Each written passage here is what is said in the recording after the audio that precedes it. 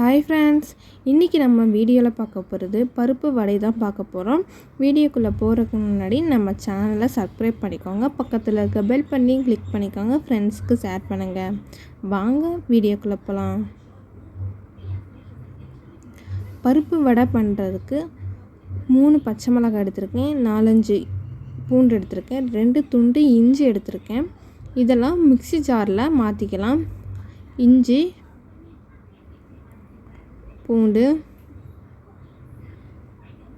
3 பச்சை மிளகாய், கொஞ்சமாக சோம்பு சேர்த்துக்கோங்க, 1 ஸ்பூன் போதும். இது சேர்க்குறனால வடை ரொம்ப மணமாகவும் டேஸ்ட்டாகவும் இருக்கும். இது கூடயே 1 துண்டு பட்டையும் சேர்த்துக்கோங்க. பட்டை சேர்க்குறனால நல்லா டேஸ்ட்டு கொடுக்கும். இதெல்லாம் கொஞ்சம் கொரப்பாக அரைச்சிக்கோங்க. இந்த அளவுக்கு பருப்பு வடையை நல்லா 1 மணி நேரம் ஊற வச்சு கழுவி எடுத்து வச்சுருக்கேன். இந்த அளவுக்கு ஊறுனா போதும், கையில் அமுத்தி உடையிற அளவுக்கு. இந்த அளவுக்கு ஊறுனாவே நமக்கு பருப்பு வடை நல்லா வரும். மிக்ஸி ஜாரில் மாற்றிக்கலாம். இந்த பருப்பை மாற்றி கொஞ்சம் கொரப்பாக அரைச்சிக்கோங்க. ரொம்ப மையாட்டாக அரைச்சிக்கூடாது. கொஞ்சம் பருப்பு கொஞ்சம் பெருசாக இருக்கிற மாதிரியே அரைச்சிக்கோங்க. இந்த மாதிரி அரைச்சி எடுத்துக்கோங்க. இப்போ இதில் பெரிய சைஸ் வெங்காயம் பொடியாக கட் பண்ணி வச்சுருக்கேன், 1 கொத்து கருவேப்பிலையும் பொடியாக கட் பண்ணி வச்சுருக்கேன், அதை சேர்த்துடலாம். இது கூட நீங்கள் கொத்தமல்லி தழை இருந்தாலும் சேர்த்துக்கோங்க, நான் சேர்க்கலை. இது கூட கொஞ்சமாக உப்பு சேர்த்துக்கோங்க, தேவையான அளவு உப்பு சேர்த்துட்டு நல்லா மிக்ஸ் பண்ணி எடுத்துக்கலாம். இந்த மாவை நல்லா கையில் பிழைஞ்சி எடுத்துக்கோங்க.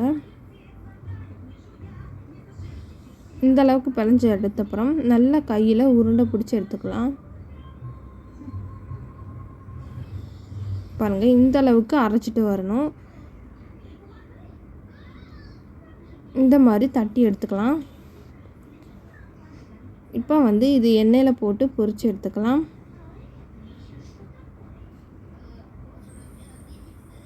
எண்ணெய் நல்லா காஞ்சிருச்சு.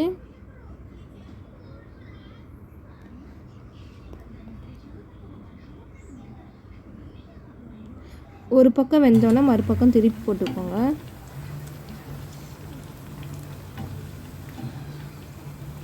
ரொம்பவும் மொறுமொறுன்னு பொரிச்சிடக்கூடாது, வடை கருத்து போயிடும். இந்த அளவுக்கு வறுத்து எடுத்துக்கோங்க.